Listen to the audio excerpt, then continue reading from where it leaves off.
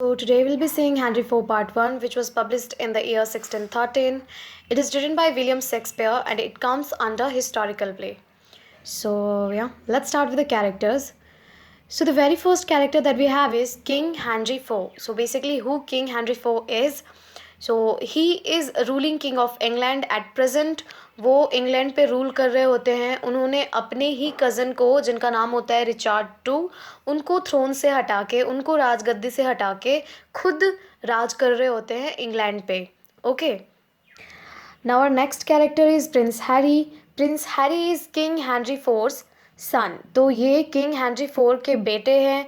And if we see the relation of both of these guys, तो वो बहुत अच्छा नहीं होता, क्योंकि प्रिंस हैरी में किंग की कोई क्वालिटीज़ नहीं होती हैं। ये generally most of the time और मैक्सिमम टाइम अपना बार्स में, ड्रिंक करने में, क्राइम्स करने में, रॉबर्स के साथ, हाईवे मैन्स के साथ स्पेंड कर देते हैं, which is not like by King Henry four obviously. But then in this particular play you will see कि एक बहुत ही सडन चेंज आता है और इनका ग्राफ बिल्कुल ही नीचे से बिल्कुल ऊपर की तरफ जाता हुआ आपको दिखेगा, विच मीन्स इनके बिहेवियर में बहुत ही सडन चेंज दिखेगा आपको। एंड लेटर ऑन ये आगे किंग बनते हैं। ओके, नेक्स्ट जो थ्रोन है इंग्लैंड का, यही संभालते हैं। Now the next character that we have is Sir John Falstaff. Now who is Sir John Falstaff? Sir John Falstaff is Prince Harry's very close friend. Now see, as I said, Prince Harry अपना most of the time robbers के साथ, thief के साथ, highwayman के साथ time spend करते हैं, जो कि crimes करते हैं. So he is one of them. Like Sir John Falstaff is one of them. He is also a robber. ये भी इन्हीं सारी चीज़ों में involved रहते हैं most of the time. Now if you see the age, तो ये काफ़ी aged है. Like he is somewhere in between 55 to 65.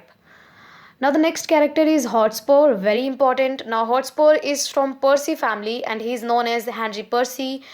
He lead the rebellion against King Henry IV, which means हॉटस्पॉर पहले किंग हेनरी फोर के लिए काम कर रहे होते हैं, उनके अंडर काम कर रहे होते हैं, but then all of a sudden इनमें वो एक काइंड ऑफ रिबेलियस एटीट्यूड आ जाता है एंड देन ये जंग छेड़ देते हैं और विद्रोही हो जाते हैं, बन जाते हैं किंग हेनरी फोर के, एंड विद्रोह कर देते हैं किंग हेनरी फोर के खिलाफ। Now see, he needs a strong army to defeat Henry four and इसलिए ये अपने गैंग में या फिर अपने आर्मी में बड़े सारे लोगों को शामिल कर लेते हैं। वो लोग कौन हैं और वो रिबेलियंस कौन है? सो सबसे पहले ऑब्वियसली हॉटस्पॉट तो है ही।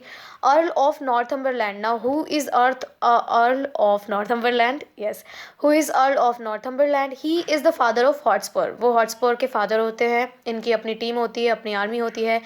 Next we have is Earl of Douglas, Edmund Mortimer, Glendower and Earl of Worcester. These are some rebellions जो कि हॉटस्पर को सपोर्ट कर रहे होते हैं to dethrone King Henry four.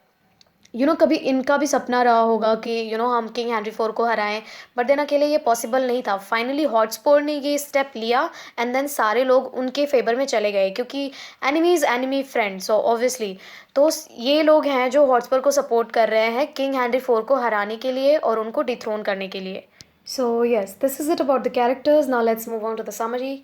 So this play starts, ये ओपन होता है विद किंग हेनरी फोर जो होते हैं वो अपने अपने आर्मी को या अपने टीम को उन्होंने सेंड किया होता है, भेजा हुआ होता है फाइट के लिए, और यू कैन से वॉर के लिए, डॉगलस से। ओके, सो हॉटस्पर उस टीम को लीड कर रहे होते हैं, उस आर्मी को लीड कर रहे होते हैं।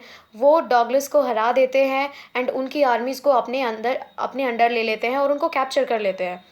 नाउ इनका काम होता है कि वो आर्मी को कैप्चर करने के बाद उन आर्मीज़ को या उन लोगों को, वॉरियर्स को किंग हेनरी फोर को सौंप दे, बट वो ऐसा नहीं करते।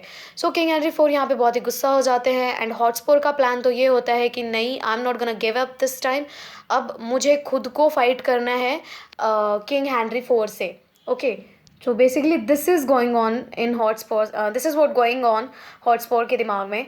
नाउ क्या होता है, हॉटस्पर को लगता है कि क्यों ना डॉगलस को उनकी आर्मीज़ वापस कर दी जाए एंड उनसे बात की जाए कि हम सारे गैंग अप करके हेनरी फोर के खिलाफ लड़ते हैं, और ऐसा होता है एंड डॉगलस भी रेडी हो जाते हैं, और भी बड़े सारे लोग होते हैं as you can see here. तो ये सारे लोग ही रेडी हो जाते हैं नाउ, ये सारे प्लानिंग प्लॉटिंग्स करते हैं किंग हेनरी फोर के खिलाफ कैसे लड़ना है। और ये बैटल जो होने वाली होती है, या जो ये सिविल वॉर होने वाली होती है, वो श्रेसबेरी नाम के जगह पे होने वाली होती है, and that is why it is also called the battle of श्रेसबेरी।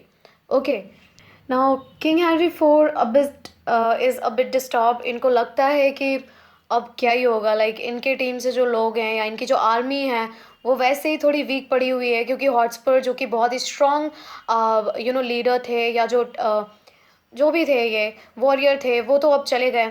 सो यहाँ पे ये अपने बेटे से बात करते हैं, एंड प्रिंस हैरी, जिससे कि बिल्कुल एक्सपेक्टेड नहीं होता कि वो सपोर्ट करेंगे भी और वो अच्छा भी परफॉर्म कर सकते हैं, वो एक्चुअली अच्छा परफॉर्म कर जाते हैं यहाँ पे। वो एक्चुअली अच्छी फाइट दे जाते हैं यहाँ पे, बड़ी स्ट्रॉन्ग फाइट देते हैं वो हॉटस्पर को। एंड फाइनली जब बैटल ऑफ श्रेसबरी हो रही होती है, तो प्रिंस हैरी हॉटस्पर को हरा देते हैं। आई मीन हॉटस्पर की जो टीम होती है, या इनका जो एक आर्मी होता है, वो हार जाता है और किंग हेनरी फोर की जीत हो जाती है वहाँ पे।